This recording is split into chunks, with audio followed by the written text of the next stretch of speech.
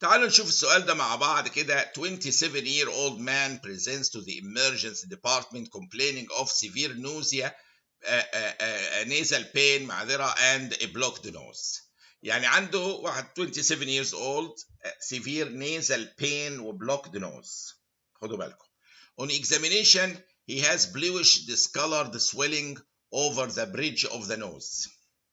في كمان ايه swelling ايه في البريدج بتاع النوز ايه bluish discolored. His friend tells you he was assaulted 4 days ago. اتضرب في خناقه كبيره واتنتع نتعه كبيره من 4 ايام.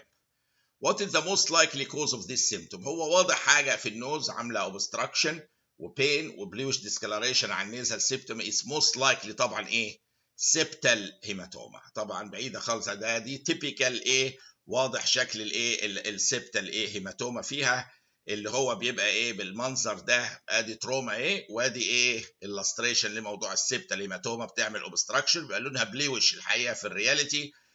دي بس اللاستريشن ومن الايه النيزل سيبتم. فالحل هنا هو دي كانت حاله سبتال هيماتوما.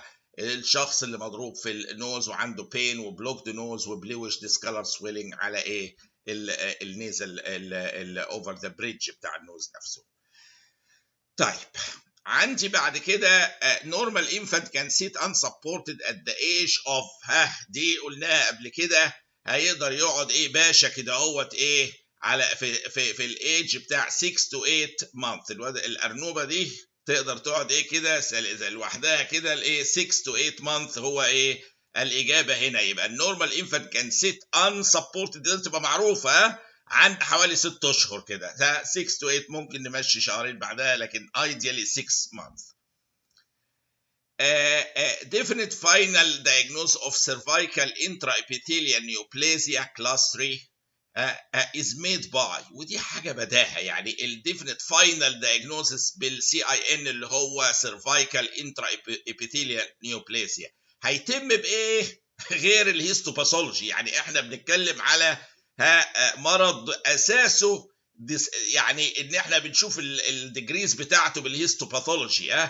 تيومر ماركر مش هو ده مش الديفينيتيف ايه فاينل دايجنوز يعني ولا الكولبوسكوبي ولا السيرفايكال سمير ولا الشيلر.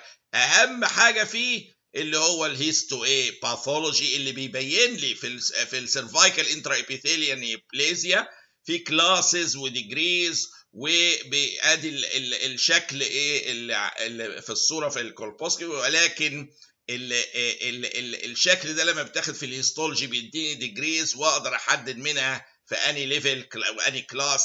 كل دي محتاجه هيستو ايه باثولوجي.